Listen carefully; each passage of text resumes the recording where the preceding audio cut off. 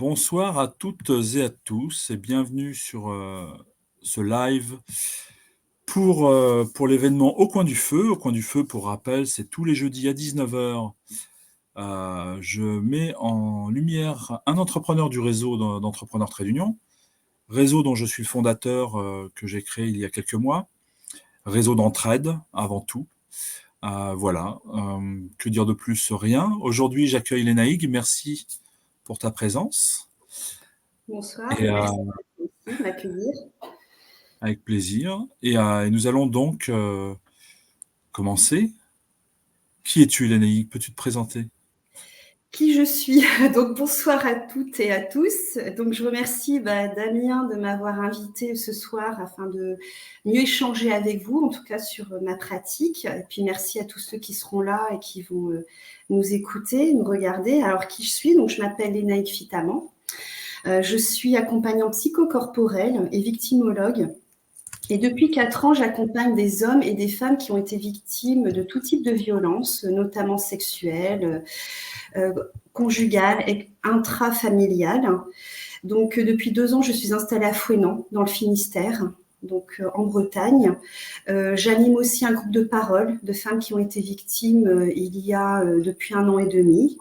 Je collabore également avec 2 associations, dont une qui s'appelle Femmes Phoenix. Voilà, c'est une association. Alors, Oui.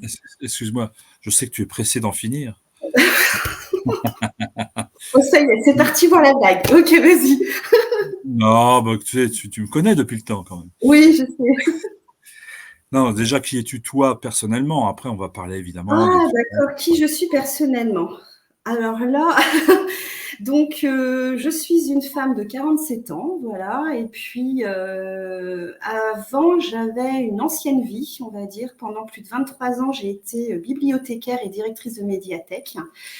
Et j'ai adoré ce métier parce que ça me mettait en lien avec les gens. Et déjà, je voyais bien que j'étais dans ce contact très social avec les gens.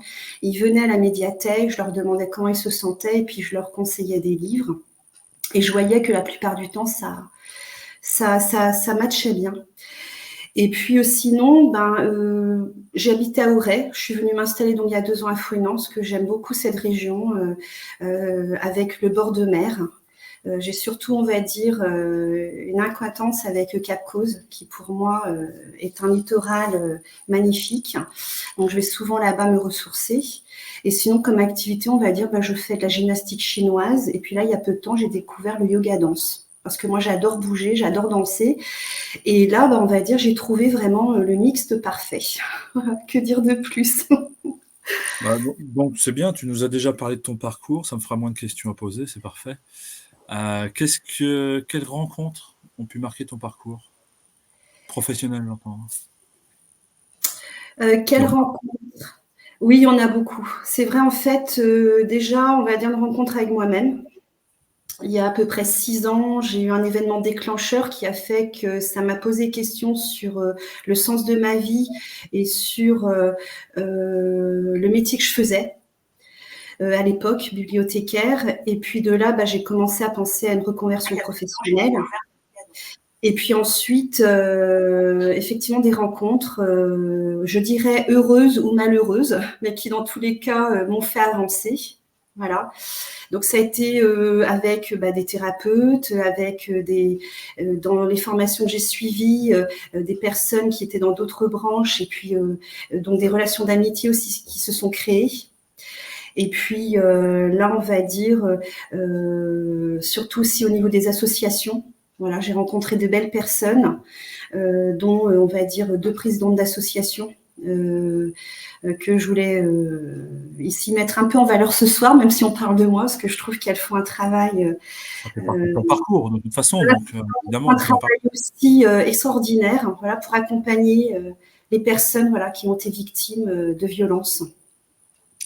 Donc voilà, on va dire. Et j'ai la chance, c'est vrai, d'avoir un entourage qui est assez fixe quelque part, c'est-à-dire j'ai des amitiés longues de 30 ans, de 20 ans, qui m'ont vu évoluer et qui sont pour la plupart toujours là. Donc c'est vrai que ça fait du bien aussi, ça confirme mon assise aussi et mes choix. Donc voilà, une multitude de rencontres qui ont fait que. Alors, pourquoi tu as décidé du coup de changer de bibliothécaire à entrepreneuse quelque part? Oui, c'est vrai. Alors, dans mon parcours, il n'y a que depuis 2 ans que je suis vraiment libérale sur, on va dire, les accompagnements. Auparavant, j'étais quand même de 2020 à 2022, j'étais entre mon poste de bibliothécaire et directrice de médiathèque, donc des fois, c'est vrai que ça prenait beaucoup de temps, et mon auto-entreprise que j'ai créée en mars 2020, en plein confinement, en fait. Voilà, ça s'est fait quelques jours avant le premier confinement. Et puis, ça fait que j'ai allié les deux. Ça a été des rencontres, hein, comme je dis toujours, et puis moi, un événement déclencheur en mars 2018 qui a fait que j'ai voulu comprendre ce qui m'arrivait, pourquoi je vivais ça. Et puis ensuite, j'ai voulu me former, peut-être pour maîtriser effectivement ce que je vivais, ce que je ressentais, ce que j'avais besoin de comprendre.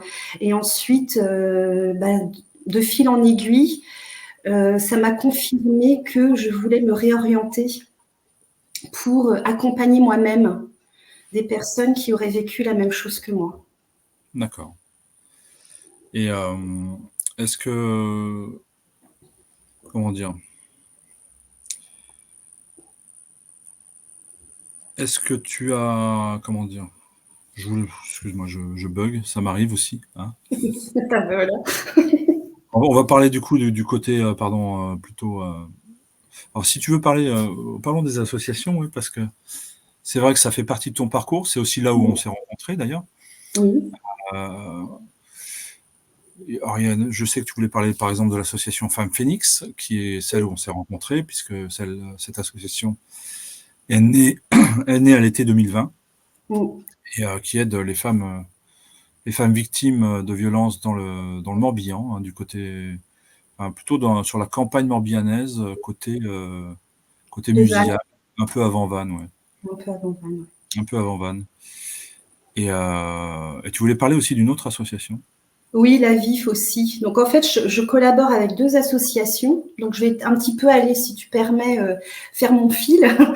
Donc j'ai donc Femmes Phoenix effectivement, depuis décembre 2020. Voilà, je collabore, bénévolement avec cette association-là, donc qui est une association d'aide aux victimes, qui accompagne les femmes et les enfants qui ont été victimes de violences, conjugales et intrafamiliales. C'est suite à un article qui est paru dans la presse, dans l'Ouest France, hein, voilà notre quotidien, et qu'il y avait un article qui m'a interpellée de la présidente Prisca Lévesque. Et moi, ça m'a bien, on va dire, ça m'a bien interpellée. Donc, j'ai pris contact avec elle, on s'est rencontrés. À l'époque, je partageais un cabinet avec une copine. Voilà, on s'était formés en même temps psychocorporel. Et puis, donc voilà, et toutes les deux, on est entrées au sein de cette association-là. Et puis, dès qu'il y a une femme accompagnée, parce que moi, j'accompagne plutôt, on va dire, les adultes, hein, les femmes, les mamans. Et puis, en binôme, c'était avec Karine Morvan qui, elle, accompagnait, on va dire, les enfants. Et donc, de là, c'est vrai que c'était assez intéressant le travail. Donc, on était un peu en intervision. Et puis... et voilà. Donc ensuite, il y a l'association PEPS. Donc c'est une association qui accompagne les policiers en grande souffrance. Donc ça va faire 2 ans également. Là, c'est anonyme. Voilà, ça veut dire que les policiers contactent PEPS. Donc d'ailleurs, il y a une page Facebook. Comme Femme Phoenix, il y a aussi une page Facebook. Hein, voilà. Et donc c'est anonyme. C'est anonyme et gratuit. C'est partout en France. Voilà, c'est quand les policiers sont en grande détresse émotionnelle, etc., ils contactent, on va dire, par des différents canaux, hein, le site aussi PEPS.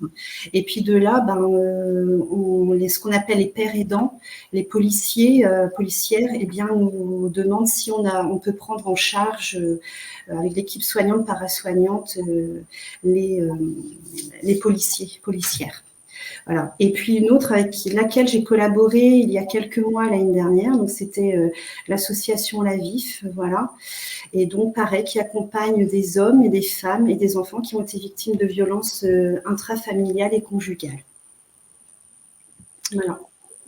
Ok, c'est parfait. Est-ce que tu voulais rajouter quelque chose au niveau des associations ou on a fait le tour? Éventuellement, si parce que je Après, permets, je pense, évidemment, s'il y a des gens qui sont intéressés oui, pour soutenir les assos, etc., je sais que ça recherche souvent du monde, hein, pour le coup. je connais bien Femme Phoenix, il y a toujours une recherche de volontaires. Donc si le cœur vous en dit, évidemment, n'hésitez pas, on vous partagera les liens sur demande. Oui, voilà, c'est ça. Et la VIF, je voulais juste préciser, est basée à Quimper, donc dans le Finistère, en Bretagne. Voilà.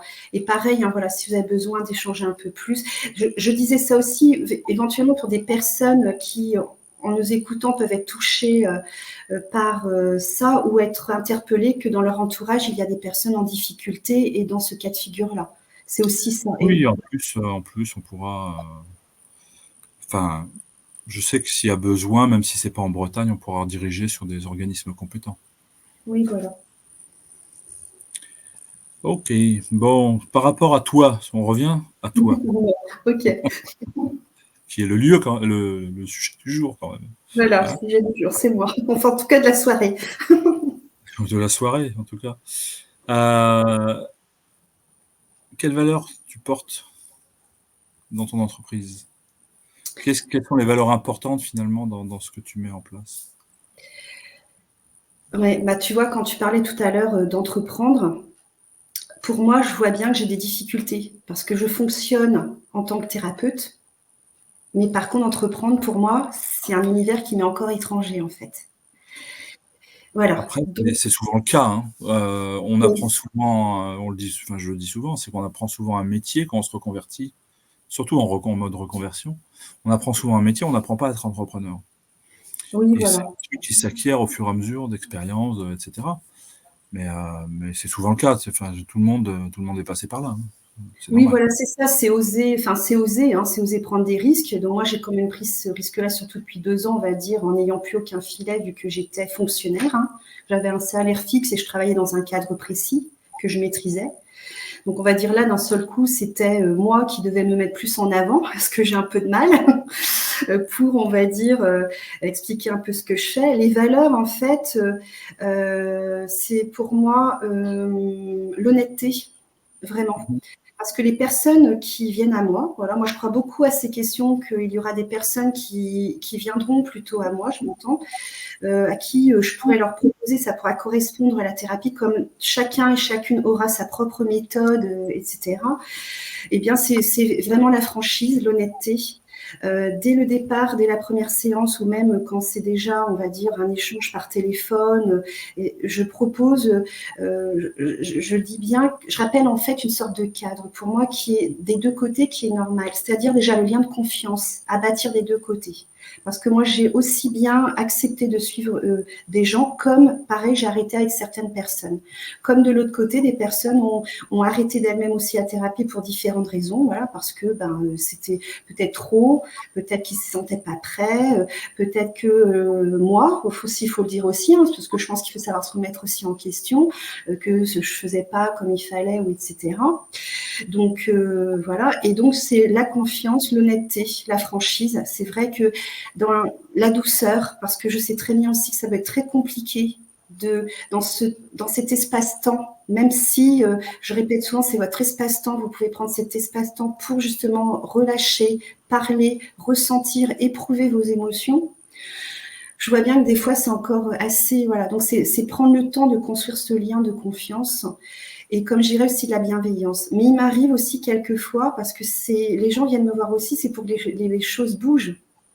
Donc bouge en elles aussi. Donc ça veut dire que quelquefois, effectivement, je peux être aussi pas dure, mais en tout cas de dire des vérités, enfin que moi je peux, on va dire, parler aux gens et leur dire, mais là, à un moment donné, je suis pas là que pour vous écouter, mais je suis aussi pour vous accompagner à. Donc ça veut dire aussi accepter que des choses vont bouger en vous. Donc ça, des fois, ça fait peut-être pas plaisir, mais en fait, je dirais que ça fait peut-être pas plaisir, mais c'est pour les aider à être le plaisir d'être, d'être eux-mêmes. C'est joli, hein, ou d'être elles-mêmes.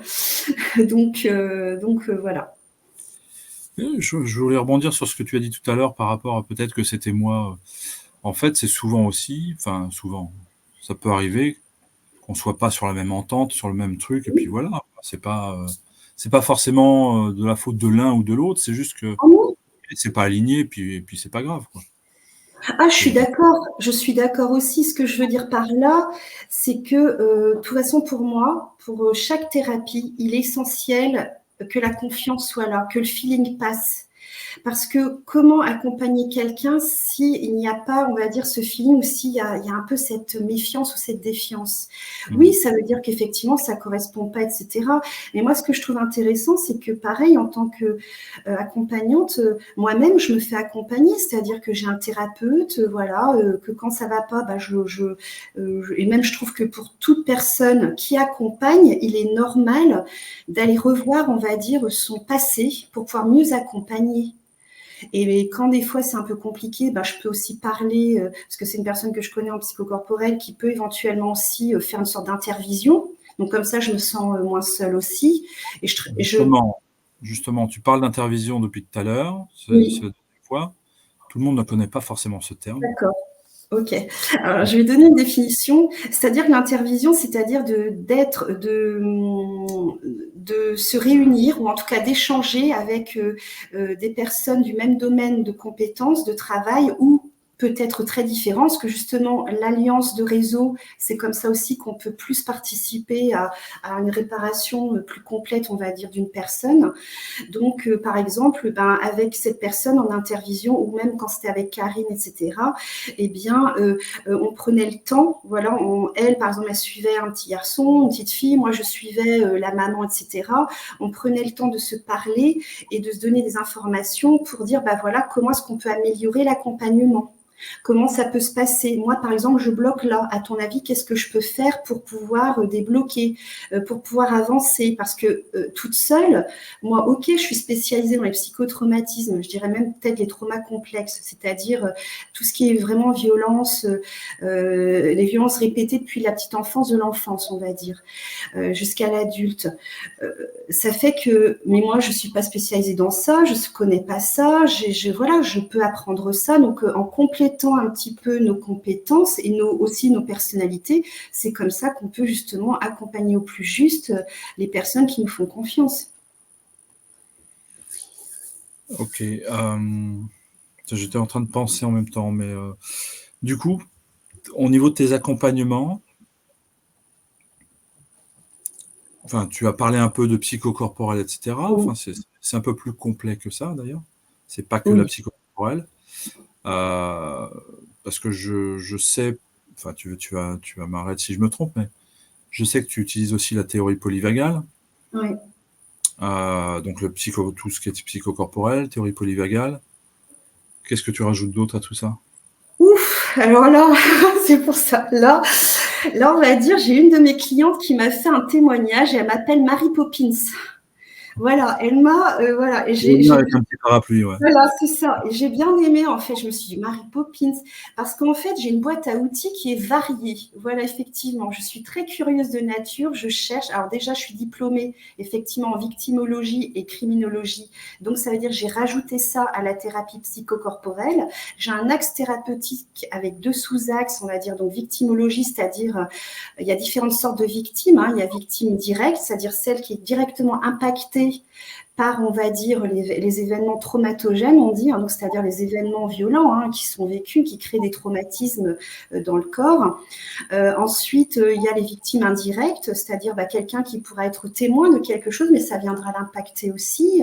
Des victimes par ricochet, par exemple, ça peut être les parents, je sais pas moi, des événements collectifs du Bataclan, de Nice, etc. Ils s'inquiètent de savoir, sont peut-être pas leurs enfants, leurs amis, ça vient aussi les impacter. Donc, c'est pour ça que de l'autre côté, criminologie, j'ai voulu élargir mes compétences pour dire aux personnes, voilà, par exemple, quels sont vos droits quand vous allez déposer plainte, comment déposer plainte. Je ne me substitue pas du tout à ce qu'est un avocat, mais par exemple, quelle est la différence entre un avocat pénaliste et un avocat civiliste, etc., etc. C'est des connaissances que j'ai, que je partage. Et voilà. Et le psychocorporel, pourquoi? Parce que moi, il me paraît logique, lors d'événements extérieurs, qui sont violents, qui vont impacter, on va dire, c'est le corps. Les émotions passent par les sensations corporelles, donc le corps. Voilà, et dans la théorie polyvagale, justement, 80% des messages corporels viennent alimenter et informer, justement, on va dire, le cerveau. Donc, c'est-à-dire que le parcours, par exemple, quand il y a un traumatisme qui vient, on va dire c'est le cerveau, voilà, archaïque, là, reptilien, qui se met en action. Ensuite, il va chercher, on va dire, l'amygdale, qui est celui qui nous dit bah, le danger, voilà, qui nous signale le danger, et qui lui s'hyperactive, et il va activer aussi, elle va activer plutôt aussi ce qu'on appelle le système nerveux autonome. Voilà, donc il va augmenter les fréquences cardiaques, la tension, la motivation, la vigilance, etc. Et de là, bah, c'est de là, donc, système nerveux autonome, et ben effectivement, c'est de là où j'en suis venue à l'étude, en tout cas à m'informer sur la théorie polyvagale du docteur Porges, parce que c'est sur l'étude, justement, du système nerveux autonome. Donc voilà, et j'utilise, c'est vrai, plein d'outils, parce que généralement, quand les personnes viennent, on va dire, il y a donc une forme de...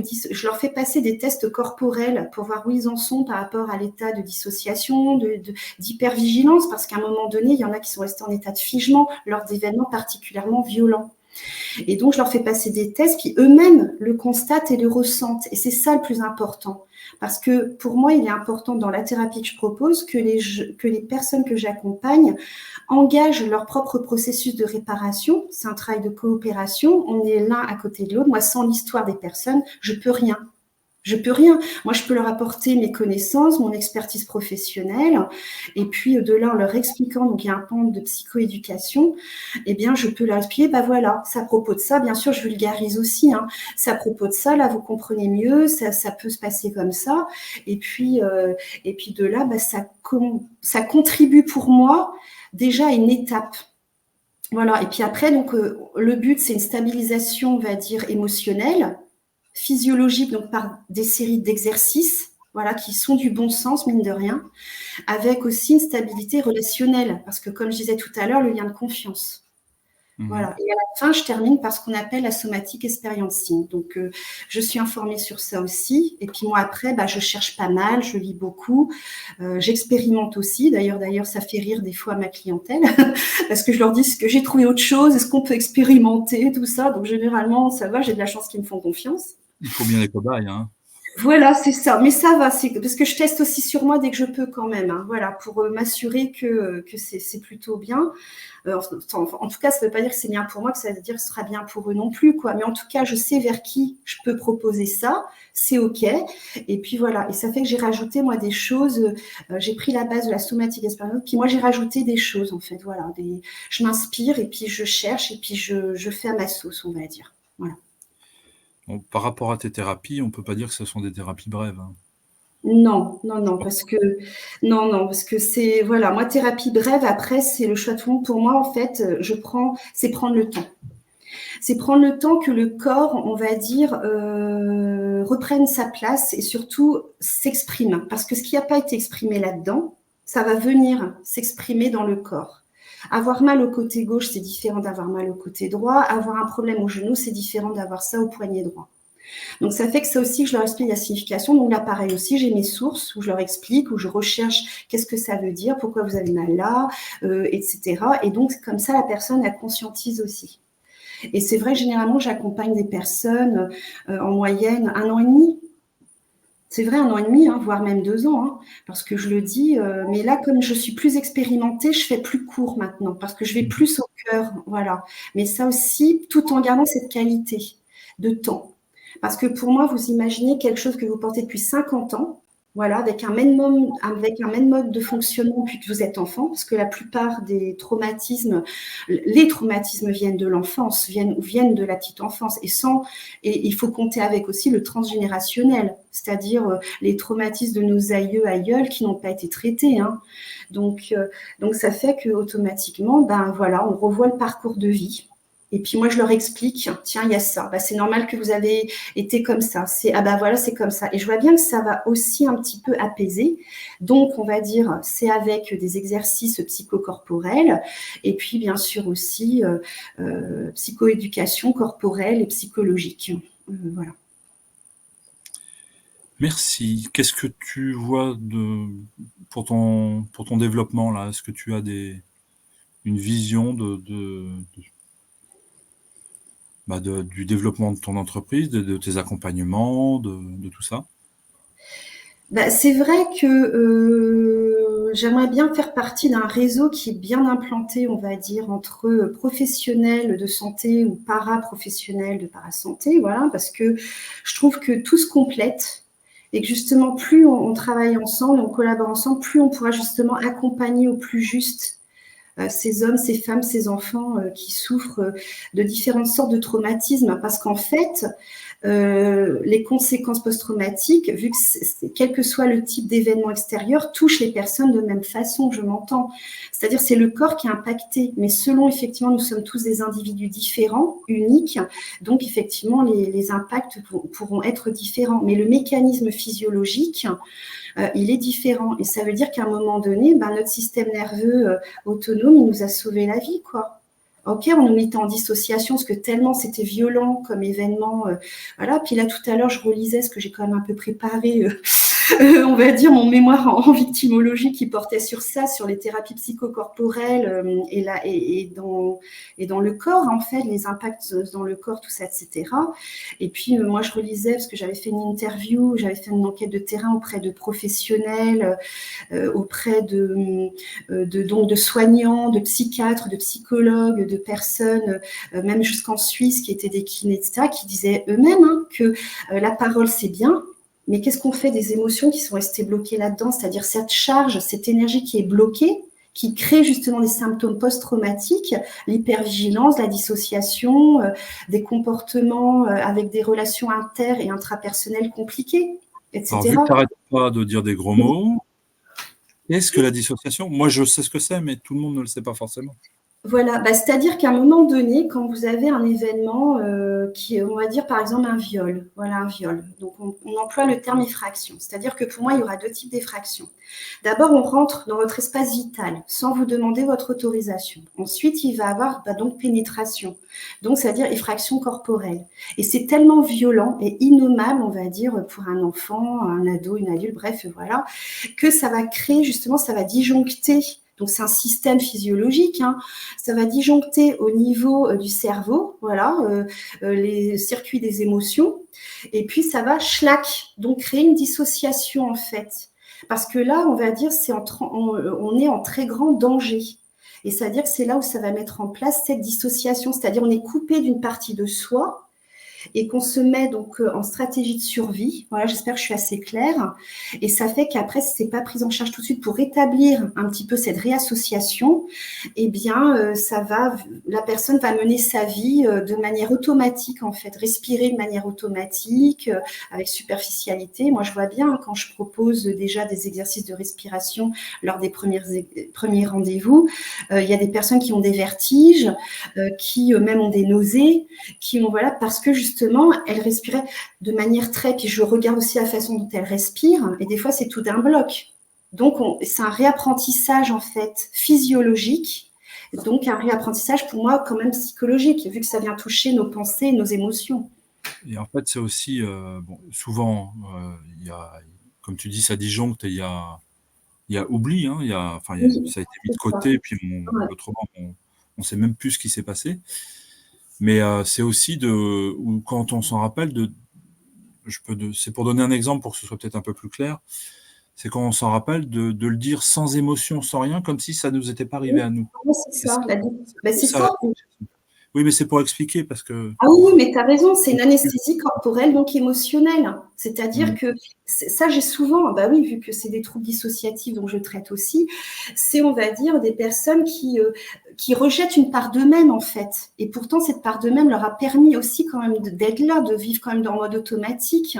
Cette dissociation leur a sauvé la vie aussi, on va dire, leur organisme leur a sauvé la vie aussi. Donc, de la folie, de la mort, voilà. Et donc, mais ça reste une stratégie de survie. Voilà. Et donc, bah oui, on voit des personnes qui des fois me disent ah non, je rejette. Et là, j'ai fait un exercice avec certaines personnes par l'écriture, c'est d'instaurer un dialogue entre la nouvelle, je m'entends, et l'ancien ou l'ancienne. Ah ben, je vois bien, hein. C'est le rejet pour certains, c'est de la colère, voire de la haine. Comment j'ai pu vivre ça à cause de toi, enfin voilà, etc. C'est une sorte de règlement de compte. Or, le but, c'est de réunir ces parties clivées qui sont représentées à 5 ans, à 7 ans, à 10 ans, à 15 ans. Hein, voilà, donc on grandit avec ça quand même dans un corps de femme, un corps d'homme, mais quelquefois on a des surréactions parce que c'est du surémotionnel, quoi, on va dire. C'est du traumatique qui nous fait réagir, en fait, et pas l'instinct. C'est du traumatique, donc on va dire que quand tout a explosé là-dedans, là, les disjonctions des émotions, tout ça, mais on n'a plus de réflexion.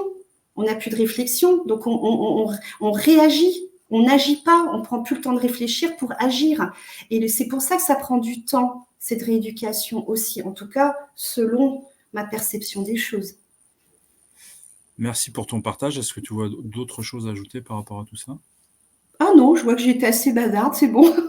Finalement, hein, parce que Ah oui. je vous le raconte quand même, parce que juste avant de Ah commencer, non, arrête. si c'est pour un quart d'heure, c'est bon, hein, parce que j'ai pas grand-chose à dire. On a Oui, déjà passé la demi-heure, tout va bien. c'est bon. Oh, ça va, 30 minutes 38. On n'a pas fini. Est-ce que tu aurais un conseil à donner aux entrepreneurs? D'oser aller, d'aller plus à la rencontre justement d'autres entrepreneurs pour pouvoir se sentir moins seul, euh, pour avoir des conseils, de l'entraide, de la solidarité, pour se sentir soutenu dans un métier, effectivement, des fois, en tout cas, entreprendre où on peut être seul. Voilà, moi, je travaille de chez moi. J'ai mon cabinet chez moi, donc je travaille aussi en visio et je vois bien, hein, des fois, ça fait du bien aussi de sortir, d'aller rencontrer, d'échanger. Voilà, le réseau, de toute façon. On va dire le réseau. En parlant de réseau, pourquoi tu as rejoint le réseau Trait d'Union? Alors, bah, parce que c'est vrai que tu m'en avais parlé, puis comme on se connaît, voilà, et c'est vrai que j'ai vu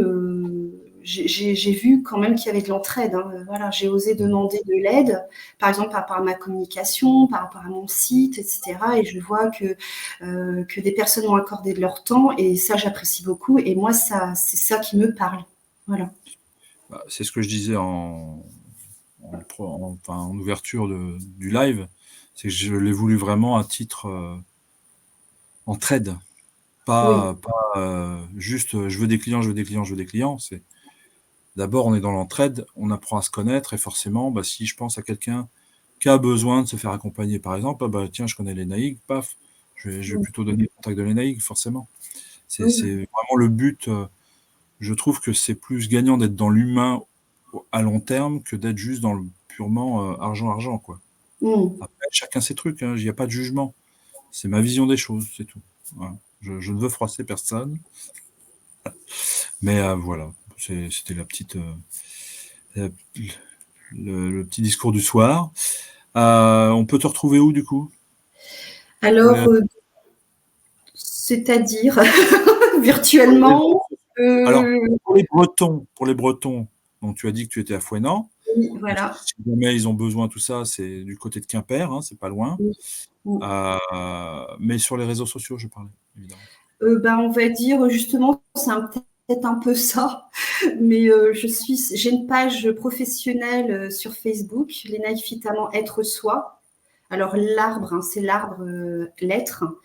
Voilà, sinon j'ai aussi un site là que j'ai un peu refait juste pour que les gens me connaissent un petit peu mieux, parce sur 15 jours, j'ai eu 4 appels et puis des Alors, personnes me disaient qu'on ne trouvait alors, pas grand-chose. Voilà, c'est ça mon site. Voilà, oui, merci. alors je pense qu'on peut s'arrêter à être soi, tout le reste derrière, je suis pas sûr que Oui, c'est besoin. oui, oui, oui, oui, oui, oui. Voilà, c'est ça. Et puis sinon, je suis sur LinkedIn aussi, voilà. Et voilà. Et donc, je poste des fois des expériences que je mène avec euh, des personnes que j'accompagne. Ils me donnent aussi leur avis. Je parle un peu du groupe de parole que j'anime, etc. Voilà. En parlant de groupe de parole que tu animes, donc ça c'est plus pour ceux qui sont en Bretagne. Attends, Oui, oui. je remets là, c'est beaucoup plus propre. Mm. Pour ceux qui sont en Bretagne, groupe de parole ouvert aux femmes. Oui, alors c'est surtout les femmes que j'accompagne. Donc, par exemple, pour l'instant, j'ai c'est en interne. C'est vrai qu'ils tournent plutôt bien. J'avais cru entendre que tu voulais ouvrir aussi un Oui, autre. pour ça que Oui, j'en c'est parle. ça, voilà, plus extérieur, c'est-à-dire des personnes, même des hommes, hein, j'aimerais bien, mais je vois bien que les hommes, c'est, bon, on va dire, c'est pas toujours. J'accompagne des hommes un peu, mais quand même, je vois bien que des fois, c'est un peu plus compliqué à dire, voilà, je vais parler de ça, de ce que j'ai vécu, de ce que j'ai été victime, etc. Donc oui, de femmes, j'aimerais bien dans un premier temps, donc pas à Fouesnant ou aux alentours de Fouesnant, avec des personnes, des femmes, effectivement. Voilà. Mais là, ce sera un groupe de parole, je pense, un peu différent dans l'organisation et la structure de ce que je fais déjà avec des femmes que j'accompagne depuis 1 an et demi et qui connaissent déjà ma façon de travailler, en fait. Là, je pense Mhm. que ce sera déjà une autre approche pour mieux faire connaissance. Oui. Oui, après, ça se comprend, hein, quand tu as vécu ce genre de choses, c'est peut-être pas évident de s'ouvrir comme ça. Oui, voilà. Après, tu pourrais faire que des groupes d'hommes, un groupe d'hommes, un groupe de femmes, et puis voilà. Ah, j'aimerais bien un jour même faire mixte parce que ce que j'aime, c'est les hommes et les femmes, c'est complémentaire. Enfin, on vit ensemble. C'est pour ça que j'apprécie aussi quand même d'accompagner des hommes. Faut pas oublier qu'en 2022, quand même, il y a 27 hommes qui ont été aussi assassinés, hein, tués, on va dire, par leur Ah, ex-conjointe au mais cours. de toute façon, les violences intrafamiliales touchent tout le monde, hein. Il y a pas... Voilà, c'est ça. Mais c'est vrai que bah, dans la C'est majorité, plus ce sont les. visible, c'est plus visible, on en parle plus des femmes. Les hommes, on n'en parle pas. Donc, Ouais, voilà, c'est ça. Et alors, je trouve que c'est dommage, parce que c'est une réalité aussi, parce que c'est ce qu'on appelle la maltraitance sociale, en fait. C'est-à-dire que notre société peut rester peut un peu rendre statique certaines idées, en fait. Par exemple, que les femmes peuvent être les éternelles victimes et que les hommes peuvent être les éternels bourreaux. Or, c'est pas le cas. On voit bien justement qu'il y a des hommes qui peuvent être victimes, qu'il y a des femmes qui peuvent être auteurs, parce que moi j'avais même accompagné une femme qui avait été auteur, voilà, pour sur un petit garçon, voilà. Donc de toute façon, moi je pars du principe que tout le monde, du moment qu'il a envie d'aller voir, de revoir son passé, parce que je trouve aussi que c'est courageux, que c'est pas toujours évident, eh bien tout le monde a sa chance à l'opportunité d'eux. Donc moi, on va dire oui, j'ai fait le choix aussi. Il m'arrive d'accompagner aussi des auteurs, des personnes comme ça. Enfin voilà, parce que tout le monde, c'est du moment j'ai envie d'aller mieux, je veux comprendre, je veux avancer. Bah ok, voilà, mais ça touche tout le monde. Ça touche les hommes, les femmes. bien sûr, bien sûr. Bon, bah, je pense que c'était le mot de la fin, hein. Ok, d'accord. On va vous souhaiter à toutes et tous une belle soirée. Alors, pour les nouvelles, si mardi, j'accueille, mardi soir à 20h, j'accueille Jérôme Estevez, qui a ouvert une start-up sur les assurances santé, pour le coup, donc mutuelles. Et il va nous raconter son parcours, un beau parcours. Quand je dis un beau parcours, je pense bien punchy, hein, enfin, dans le sens où il est parti de rien. Et en 5 ans, il a réussi à valoriser sa start-up de 0 à 5 millions d'euros, en ayant un parcours de vraiment démarrer de rien. Donc, je vous laisserai l'écouter, j'en dis pas plus. J'ai eu l'occasion de connaître son parcours et c'est vrai que c'est très très intéressant à écouter. Et en plus, il a vraiment à cœur de faire de belles choses dans les assurances et vous le verrez mardi. Euh, il y a, il y a de belles choses à voir. Voilà.